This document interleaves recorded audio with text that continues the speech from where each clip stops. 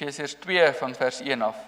Julle was dood deur die oortredings en sondes, waarin julle van tevore geleef het, volgens die bose lewenswyse van hierdie bedeling, volgens die heerser oor die mag van die lig, die heerser van die gees wat nou aan die werk is onder die seuns van ongehoorsaamheid. Ons almal het van tevore soos hulle opgetree, toe ons die begeertes van ons sondige aard en van ons gedagtes uitgeleef het. Ook ons, soos al die ander, was van nature kinders bestem vir die oordeel.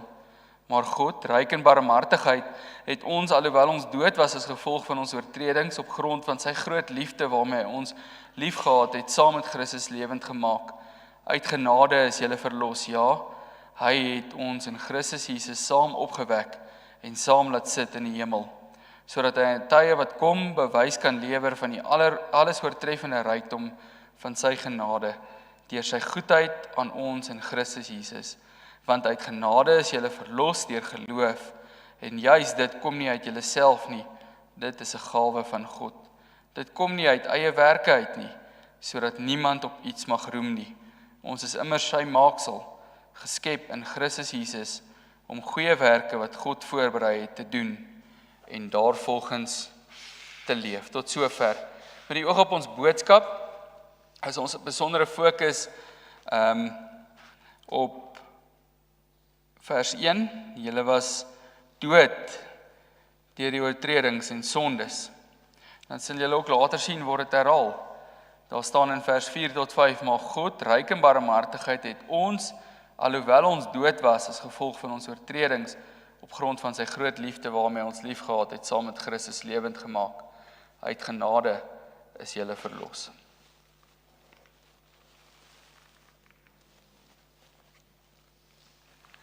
Daar's 'n sêding wat sê, as 'n mens nie weet waar jy vandaan kom nie, sal jy nie weet waarheen jy moet gaan nie. Nou, ons kan seker redelik gesonde debat voer oor so 'n stelling en dit op verskillende dele van ons lewe toepas of dan nie. Ons kan so 'n debat gedeeltelik aanvaar of verwerp, hoe ook al. Maar in die geloof dink ek tog is dit iets wat waar is. As 'n ou nie besef en bewustelik leef van waar jy vandaan kom nie, gaan jy nie weet hoe jy moet vorentoe gaan en waarmee jy moet besig wees nie. 'n Groot deel van wie jy is, en dit geld vir elkeen van ons, word gevorm deur jou ervarings. So die van julle wat dit al gehoor het, weet ek is lief daarvoor om te sê, daar's wysheid en grysheid. En is regtig so. Baie keer sal ons meer bejaarde mense vir ons jonger mense sê, maar dis nou julle tyd. Julle moet nou leiding neem en oorvat, en ek weet nie al die goed wat gesê word nie. Maar dan is ek lief daarvoor om te antwoord daarmee dat daar's iets wat al die energie en entoesiasme in die wêreld nie kan koop nie. En dis lewenservaring. Dis die ervaring van ek was al gewees, so ek weet hoe om vorentoe te gaan. As jy hierdie tipe goed ignoreer, dan loop jy die gevaar om dieselfde foute weer te herhaal, nie te verstaan wat die doel van jou lewe is nie, en nie die regte oplossings by die regte probleme toe te pas nie. Hier is iets niets nie. Die Here sê vir die volk Israel in Deuteronomium gereeld dat hulle moet dink aan die verlede. Hy sê nie vir hulle daarmee julle moet leef in die verlede nie, maar hy sê dink aan wat vroeër gebeur het. Dink aan waar julle was. Deuteronomium 32 vers 7 is 'n goeie voorbeeld daarvan. Hy sê onthou die dae van vroeër. Gereeld hoor ons in Deuteronomium dat die Here vir hulle sê onthou, julle was in Egipte as slawe, het julle gewerk, julle was gevangenes daar in Egipte, onthou dat die Here julle God julle verlos het. Ons hoor daai opdrag in Deuteronomium wat gereeld herhaal word, moet die Here julle God wat julle verlos het nie vergeet nie. So die Here sê tog vir die mense in die volk in daardie tyd, dat jou verlede is iets waaruit jy moet leer. En dis lesse wat jy saam met jou in die toekoms in moet vat. Ons gaan nou weer terugkom by hierdie toepassing, maar wanneer ons in hierdie gedeelte kyk, dan sien ons iets van dieselfde ding. Dat Paulus kom en hy sê vir ons, gelei deur die Heilige Gees, dat onthou waar jy vandaan kom. Onthou waar jy vandaan kom, sodat jy met die regte ingesteldheid en opgewonde vorentoe kan gaan. Nou weet ek nie, wie van julle is dalk so vertroud nog met jou katekismes of met die dae van jou kategese, dat jy kon agterkom dat Efesiërs 2 vers 1 tot 10 teken in wese dit wat vir ons opgesom word in die Heidelbergse katekismes Sondag 1 vraag en antwoord 2.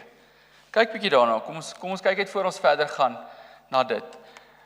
Daar word gevra en ek dink meeste van ons generasie mense, wie is die jongste hier is waarskynlik Emma en ek en Renet en behalwe nou die kinders. Maar ons generasie mense moes nog hierdie kon resiteer in belydennisklas. Wat is die 3 dinge wat jy moet weet om salig te lewe en te sterwe? Hoe groot my sonde en ellende is, hoe ek van my sonde en ellende verlos word en hoe ek moet dankbaar leef vir my verlossing. Klink dit bekend? Dit klink baie bekend. Dis eintlik 'n baie mooi opsommende gedeelte van die evangelie. Daar's soveel verskillende dele wat presies hierdie ding vir ons leer. Jesus se bergpreek begin met dit. Matteus 5 vers 3. Geseënd is die wat weet hoe afhanklik hulle van God is, want aan hulle behoort die koninkryk van die hemel. Daar's 'n baie goeie eksegetiese standpunt om te maak dat dit presies ook sê wat vraag en antwoord 2 van Sondag 1 van die katekismes sê.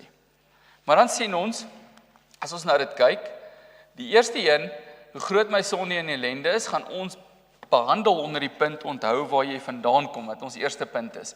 En dit behandel in Wese vers 1 tot 3. As jy jou Bybel nog voor jou oop het, en dis hoe ek vir julle gesê het, hou julle Bybels oop. As jy vinnig kan vlug lees deur vers 1 tot 3, dan sal jy sien, dis presies dit behandel dit, dat die mens is dood in sy sonde en ellende gewees voor Christus. En dan, die tweede gedeelte, hoe ek daarvan verlos word, sien raak wat die Here doen, is die punt wat ons gaan behandel, en dit behandel vers 4 tot 8.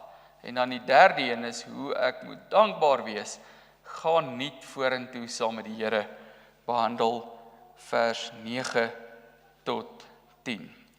So net so 'n stukkie leerstelligheid in 'n pragtige teks waarmee ons gaan besig wees.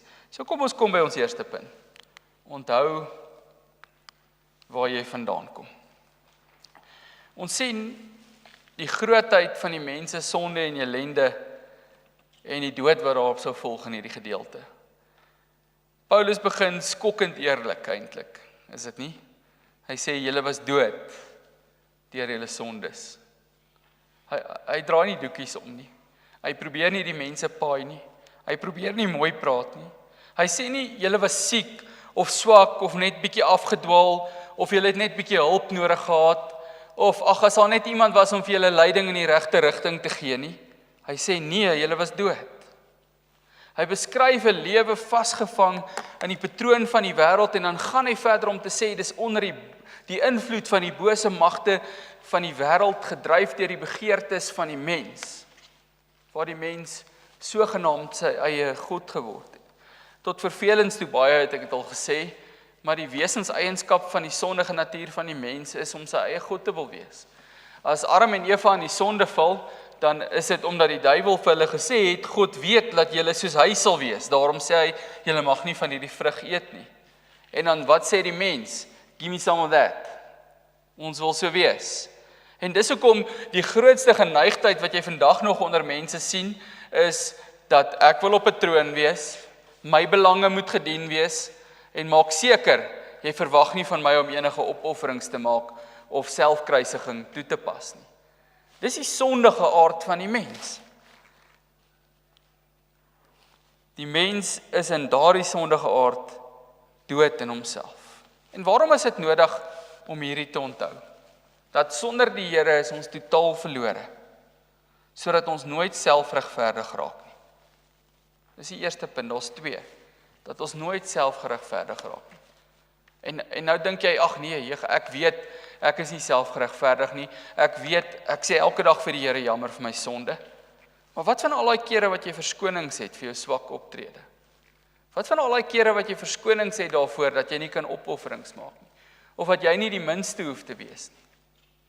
Ag, hierdie mense was so, daarom is ek sis. Of weet jy wat, hierdie persoon het daai gedoen, so daarom doen ek daai. Of weet jy hoe vol is my skedule? Nou vra jy van my om opofferings te maak. Weet jy hoe besig is my lewe? Niemand anders is so besig soos ek nie, klaarblyklik. Dis mos die narratief van die mens. En al hierdie dinge maak ons onsself regverdig. Ons maak verskonings vir ons sondes. En dan moet jy besef, as jy verskonings maak vir jou sondes, herken jy dit eintlik voor die Here nie. Om jou sonde voor die Here te bring is om te sê, Here, ek skuldig. Nie om te sê, Here, maar die vrou wat U my gegee het. Daar is ons al weer eens in ons sondige natuur vasgevang, nee. Om voor die Here jou sonde te bring, is om te sê, Here, ek is skuldig. Ek is nie selfgeregverdig. Ek kan nie myself regverdig nie. In myself is ek dood, soos Paulus hier vir my skryf, en soos die hele Bybel vir my leer. Maar die tweede ding is ook, om nie genade as vanselfsprekend te aanvaar nie.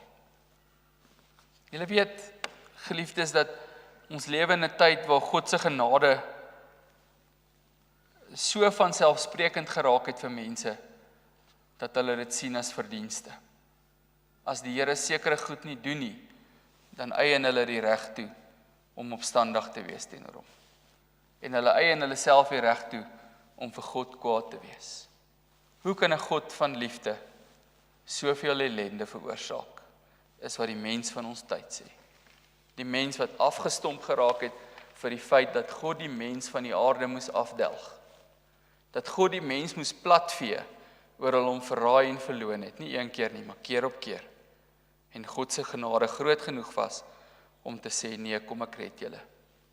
Kom ek red julle, al moet julle nog leef onderworpe aan die ellende van die sonde wat julle self veroorsaak het, van die gebrokenheid wat julle self gemaak het, kom ek red julle en maak vir julle 'n beter toekoms. Dis die genade van die Here. Dis nie vanselfsprekend nie. Dis genade, ons verdien dit nie. Die Here gee dit vir wat dit is. Genade waardeur ons gered word. En dit bring ons by ons tweede punt, wat sê, sien raak wat die Here doen. Nie afgestomp raak vir God se goedheid en genade nie. Wie van julle kom na die nagmaalstafel toe as 'n ritme en 'n rotine? Maar net iets wat ons doen in die kerk. Wie van julle, en nou vra ek self ondersoekende vrae, en ek vra baie daarvan vanaand, en maar ek vra dit vir myself ook, ek beloof. Wie van julle het hierdie week geworstel met die Here in voorbereiding vir die nagmaalstafel? Het jy ooit hierdie week een keer gedink daaraan? Dat jy verootmoedigend na die tafel toe moet kom? Sien raak wat die Here doen. Jesus het hierdie dood wat Paulus van praat, op homself geneem en as verlosser vir die mens ingestaan. Dis die woorde wat geld in my en jou lewe, die wonderlike woorde. Dis in hierdie gedeelte wat uitkom, maar God. Die mens was verlore en het dood verdien, maar God. God het gekom, hy het sy seun gestuur en hy het vir ons sondes gesterf. Op soveel verskillende plekke moet ons daardie toepas in ons lewens. Ek was verlore in my verhoudings, of ek was verlore in my huwelik, of ek was verlore in my ouerskap, of in hoe ek is teenoor die of daardie persoon, of in hierdie of daardie omstandighede. Maar God het my kom uithaal. Die Here het my kom red. Waar die mens niks meer kon doen nie, tree die Here op. Ryk in barmhartigheid, groot in liefde. En hy neem nie net ons skuld weg nie, hy neem ons skuld op homself, sodat daar betaal word daarvoor. Dat daar nooit weer skuld aan ons skuld geheg kan word nie. Want Christus betaal vir ewig.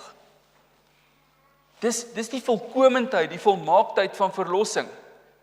Wie van julle beleef het soms dat jy iets gedoen het wat verskriklik erg is? Of wat jy dink is verskriklik erg, wat jy weet volgens God se standaarde verskriklik erg is. En dan besef jy, dit kan nie so goed wees as om net nou voor die Here te kom en te sê, Here, in Jesus se naam vergewe my nie. Jy het al beleef. Jy nog nooit regtig skuldig gevoel as jy dit nie beleef nie. En dis hoe eenvoudig dit is. Want Christus se offer is alles genoeg om ons skuld weg te neem. Die Here kyk vanaand na ons mense, en ek het nou geslaap vir die laaste 3 ure, so ek weet nie hoe sonde het ek toe gedoen nie, maar vir die res van die dag het ek waarskynlik 'n paar goed gedoen. Ek het ver gery en daar's baie taksies, so daar kan ek myself op klaar nie verontskuldig nie. Maar die Here kyk na ons vanaand en hy sê, dis 'n vergadering van die heiliges. Tog weet ons, niemand van ons het heeltemal heilig gelewe vandag nie. Hoekom is ons die vergadering van die heiliges? Want Jesus neem die skuld weg. Hy neem die dood op homself. En hy neem nie net ons skuld weg, die geliefdes. Hy gee vir ons lewens 'n nuwe roeping en hy belyn ons roeping met ons toekoms. Hy verwerk ook vir ons toekoms. Hy sê, in Christus word julle erfgename van die koninkryk van die Vader. Julle roeping is nou om daai koninkryk te bedien. Ek weet ons het dit al baie gesê, maar in die kerkreg sê ons dat daar waar die kerk volgens die wil van die Here optree, daar breek die sonstrale van die koninkryk deur. Maar as ons in eenvoudige Afrikaans sê is, ons roeping wat die Here vir ons gee is om so onder leiding van sy woord en gees oorgegee aan hom te leef, dat wanneer mense in jou teenwoordigheid is, hulle die hemel beleef. Hektiek, nee. Groot roeping. Al ons dit kan regkry, is ons in totaliteit aan Jesus oorgee en sê nie ek nie, maar die Here deur my. Here roep ons om nie saam met hom vorentoe te gaan. Vers 9 tot 10 sluit in dat die mense nuwe lewe moet leef, waarin ons dankbaar is vir ons verlossing en binne in ons identiteit moet leef. As ons gaan lees in Filippense 3, dan sien ons Paulus leer daar, ek maak my los van wat agter is en strek my uit na wat voor is. Nou kan ons 'n punt maak hier en sê, maar Paulus leer vir ons, vergeet van die verlede, dit het niks te maak met wie jy nou is nie. Maar dis nie die waarheid nie, net voor hy hierdie gesê het hy gesê, ek was uit die stam Benjamin, 'n egte Hebreër, in my wetsopvatting 'n Fariseer, in my ywer 'n vervolger van die kerk. En so gaan hy aan om te sê waar hy vandaan kom. En dan, wat sê hy dan? Maar ek dank die Here wat my verlos het van daai bestaan. Ek onthou dit nou, want ek wil nie teruggaan nie. Wat hy sê, ek dank die Here wat my verlos het van daardie bestaan, want nou, skryf hy, maak ek my los van wat agter is, en ek strek my uit na wat voor is, waar die oorwinnaarskroon van Jesus voor my wag. Hy het nie sy verlede vergeet nie, hy het uit dit uitgeleer, en dit dien as 'n leerskool en 'n herinnering van waar hy vandaan kom, en hoe Jesus sy lewe totaal verander en nuut gemaak het. En ons preek nie mense nie, maar as ons kyk na die voorbeeld van Paulus, omdat hy so bewus geleef het van presies die ellende waar hy die Here hom gered het, daarom het hy, die Engelse het 'n pragtige woord, en ek is jammer dat ek hulle woord moet gebruik, as daar iemand is wat vir my aan 'n gelyke Afrikaanse woord kan dink, kan julle na die tyd vir my kom sê. Die Engelse het 'n woord wat hulle gebruik, Christian meekness. Daarom het Paulus hierdie Christian meekness om te kan sê, ek staan heel voor in die ry van sondaars. Want ek weet presies uit wat die Here my gered. Uit die doodsbestaan van my vleeslikheid. En nou het hy my totaal verander en nuut gemaak. En hierdie geliefdes dui op 'n proses wat gedurig deur in ons lewens moet gebeur as disippels van Jesus. Om konstant besig te wees met belydenis en bekering. Ons weet ons bely uit hoeveel deure bestaan ware bekering. Wat sit Herba's Katekismes Sondag 33 as ek praat onder korreksie, ek het nie gaan kyk nie. Dan staan nou uit 2 dele. Die afsterwe van die ou mens en die opstanding van die nuwe mens. Dan hoe gereeld gebeur dit?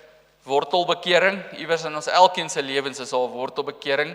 Dis die eerste keer toe die Here jou hart gevat het, en dan daaglikse bekering. Maar ek wil regtig, as ek eendag nou belangrik genoeg is om voorsitter van die synode te kan wees, ek word op hierdie stadium nie eens afgevaardig nie. So, maar as ek nou daar kan kom, sal ek wil hê ons moet daai woorde verander na oombliklikse bekering, nie daaglikse nie. Elke oomblik van ons lewens bely en bekeer en vasgryp aan die offer van Jesus Christus. En dit moet mense onthou waar jy vandaan kom, sodat jy kan vorentoe gaan en nie terugdraai na die ou dooie dinge nie. En wat belangrik is om te onthou, die verlede is 'n leerskool, nie 'n woonplek nie. God roep jou nie om 'n beter weergawe van jou ou self te wees nie, maar 'n nuwe mens in Christus. Om vorentoe nuut saam met Christus vorentoe te gaan in 'n lewe wat nuut is. Dis iets waarna ons kyk, om te onthou hoe diep ons geval het en hoe groot God se genade is. Die verlede, maar dis nie 'n plek waar ons vassteek nie. God het ons nie uit die dood opgewek sodat ons heeltyd by die graf staan en terugkyk nie. Hy het ons lewend gemaak sodat ons kan opstaan en vorentoe gaan. Onthou daai lesse, maar leef vorentoe saam met die Here. Daarom roep die Here jou om nie net 'n bietjie beter of bietjie netjieser of meer godsdienstig opgeruim te wees nie. Hy roep jou om jou ou lewe heeltemal weg te gooi. Hy roep jou nie om net jou ou lewe op te knap of bietjie ver voor ou gewoontes te sit nie. Hy roep jou om 'n nuwe mens te wees. 'n Mens wat saam met Christus gesterf het en daarom ook saam met hom leef. Nou kan jy sê, hoe werk so 'n lewe? Paulus praat eintlik daarvan in Romeine 6. Hy sê, ons is in Christus, in die geloof in Christus, saam met Christus in die dood, of in ons doop is ons saam met Christus sy dood gedoop, en ons het saam met hom in 'n nuwe lewe opgestaan. So daar is die kerngedagte van Romeine 6. En dan vers 15 tot 23 gaan maak Paulus dit prakties. Hy sê, okay, terwille van julle verstaan, kom ek gebruik 'n beeld wat julle begryp. Soos julle voorheen elke deel van julle lewe in diens van die sonde gestel het en daarmee onsedelik geleef het, stel nou elke deel van julle lewe in diens van die Here om godvrugtig te leef. Nou, dis wyd. Ek dink as Paulus julle dominee was, sal hy vir hom gesê het, "Hey, wat bedoel jy, dis wyd?" Maar ek dink die konsep is dat daar's nie 'n deel van jou lewe wat nie in toewyding aan die Here moet leef nie. Jou huwelik, jou werk, jou verhoudings, jou tyd, jou skedule, al daardie dinge. Ek wonder hoeveel Christene vandag sal of bid elke oggend, Here, laat mag my skedule in U diens wees. Dink jy so nie? Ons rig ons skedules in diens van onsself.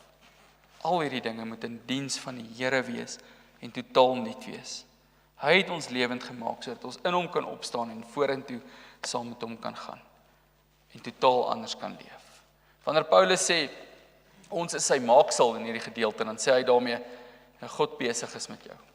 En die troos daarin is dat jy kan onthou dat in hierdie vorentoe gaan saam met die Here, gaan jy nie alleen nie. Die Here gaan saam met jou. Die Here het jou nie gered en jou gelos nie. Hy het jou gered en aangeneem as sy eiendom en hy gaan die pad saam met jou. Hy vorm jou, hy lei jou. Hy berei jou voor. Hy berei selfs die pad voor waarop jy moet loop. En daarom kan jy in vertroue en afhanklikheid van hom saam met hom die toekoms ingaan. Dit beteken jy hoef nie vas te bly in jou skuld, skaamte of mislukking. Wie jy was selfs voor vanaand, nie net gister nie, maar selfs voor ons 6 uur vanaand hier begin het, is nie vir die Here belangrik nie. Maar wie gaan jy wees hierna? Dis die vraag wat die Here vir ons vra. Hoe gaan jy leef hierna? Dis elke oomblik wat vir die Here belangrik is.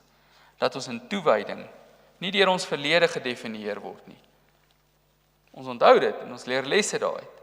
Maar wie ons is wie Jesus Christus ons nou maak. In Christus is ons nuwe identiteit, ons nuwe rigting en ons nuwe hoop. En dis wat ons vier as ons die nagmaal gebruik, geliefdes. Dis die heerlikheid van die nagmaalsmaal. Dat die Here maak ons nuut. Ons kan loslaat wat agter is, nie omdat dit nie saak maak nie, maar omdat die plan van Christus vir wat volgende is, meer saak maak. En daarom kan ons saam met hom vorentoe ons roeping uitleef tot die eer van sy naam en die uitbou van sy koninkryk. Kom ons bid saam. Almagtige God, Hemelse Vader, ons dankie dat ons nie hoef vasgevang te wees in wat verby is nie. In die ou dinge, in die stikkende dinge, in die seer verlede nie. Ons onthou dit. Ons sien waar ons vandaan kom. En ons is vol lofprysing vir u groot en wonderlike genade. Vir die ongelooflike diepte, die liefde en die offer van ons Here Jesus Christus. Dankie dat ons saam met u kan vorentoe gaan. Dat die nagmaal juis 'n teken is wat verseël ons nuut raak, ons skoon raak voor u. En dat ons in u ook 'n roeping het waarmee ons kan vorentoe gaan. Gee dat ons fokus en ons ingesteldheid reg sal wees. Dat ons nie in die ou dinge gaan rondkrap nie, want ons het daaruit geleer. Maar dat ons in die nuwe dinge leef tot die eer van u naam en die uitbou van u koninkryk. So bid ons van u Vader in Jesus se naam. Amen.